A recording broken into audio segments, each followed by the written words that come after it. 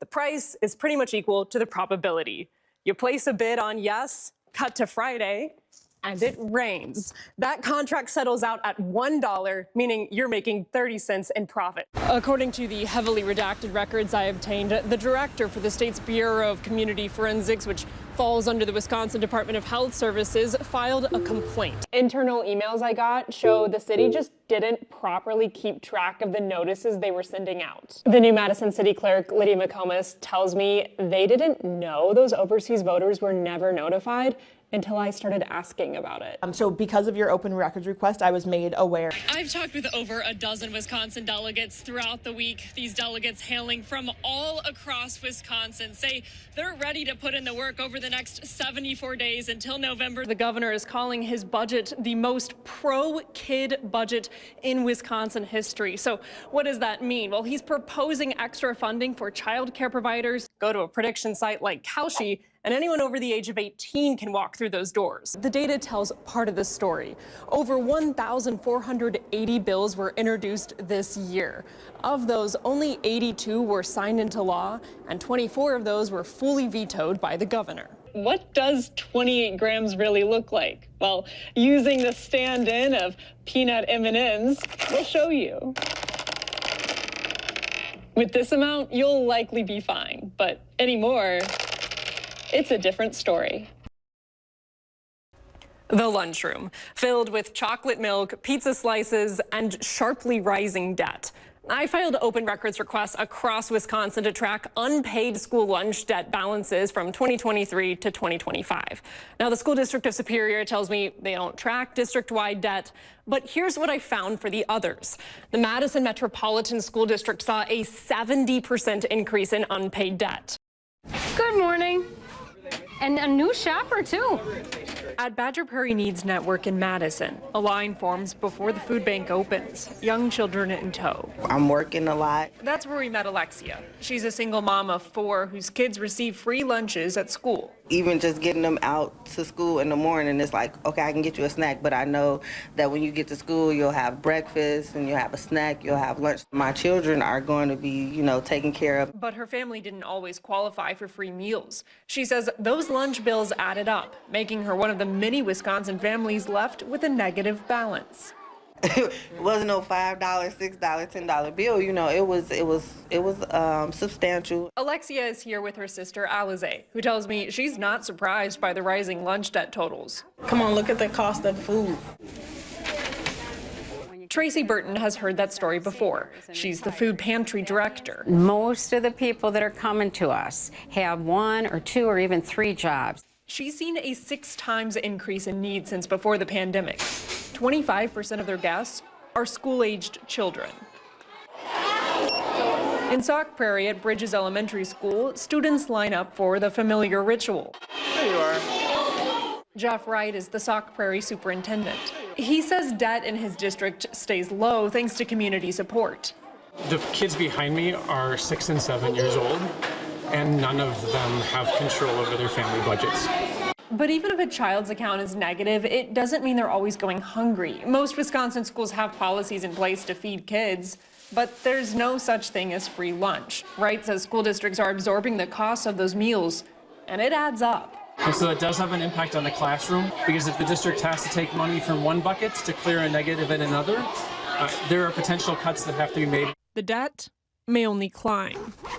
If a parent qualifies for Medicaid or SNAP, then their kids automatically get free or reduced lunch.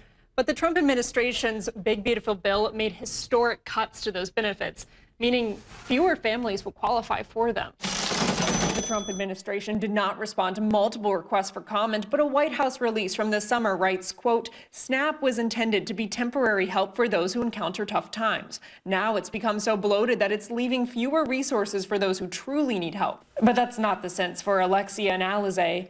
They say these cuts hit home. There is no reason that our next generation, the generation that's going to be taking care of us and providing for us, doesn't have the essential food to get them through the day. The nonpartisan Congressional Budget Office estimates 3.2 million people will lose food stamp benefits over the next decade, including 800,000 adults who live with children ages 7 and older. That's just something we shouldn't have to put on their plates as children. Just food on the plate. Just food. Just food. From Madison, Vanessa Kjeldsen. The Dodge County Sheriff, DHS, and Sonny Knockby's alleged employer all refute Knockby's story that she was detained with her colleagues by immigration officials at O'Hare. Here's what I've discovered. Knockby's attorney says she was traveling for work. Her LinkedIn was deleted, but it did say she worked for global software company SAP, so I reached out to them. A spokesperson for the company said Knockby, along with the 5 other colleagues Knockby's attorney said were detained, never worked for that company. Wednesday night, the Department of Homeland Security released these photos of what they say is evidence of Knockby leaving O'Hare, aka not being detained. There are some blurred out parts on the photos, so I asked DHS why the pictures had been altered and re-upped my request for them to release the unedited surveillance footage from O'Hare.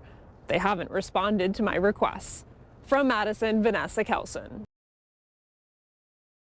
After a lawsuit, $1,600 spent on security, and an attempt to adjourn the caucus entirely, Ken Sikora won the chair for the 8th District's Executive GOP Committee. I think we're representing the grassroots of the state party and the grassroots around the country, and we're putting up a fight that they haven't seen in a while. Replacing incumbent Stephanie Sobczak and signaling a new era of leadership in the Republican Party. I thought we're on the same team. I thought we wanted the same things. These 3 county party chairs describing themselves as grassroots activists rallying against the establishment. We cannot accept state party leadership that continues to lose.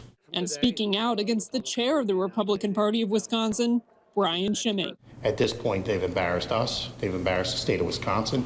Quite honestly, I think they've embarrassed Trump. You described Brian Schimming as a, quote, blowhard and an incompetent moron who should resign immediately.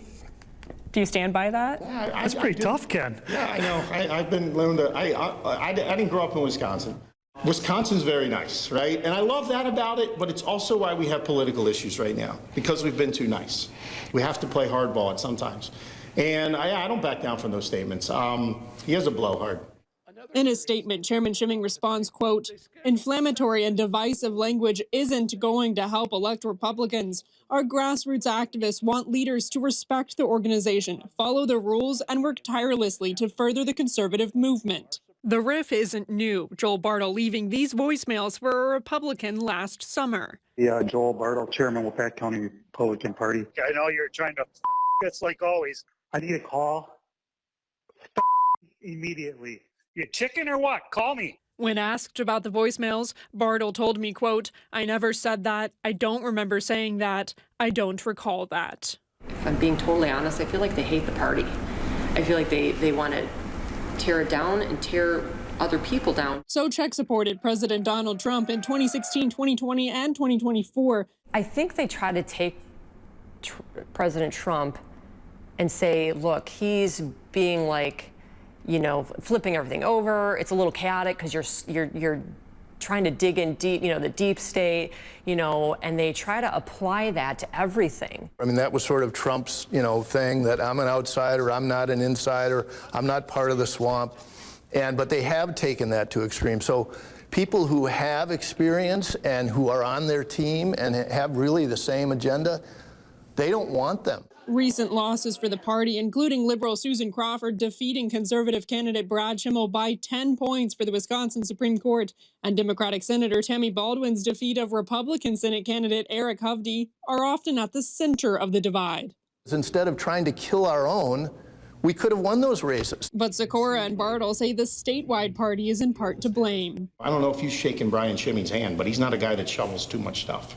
At some point, we have to look and say, are we really represented by Wisconsinites, or are we represented by a few small group of people that control most of our elections down south?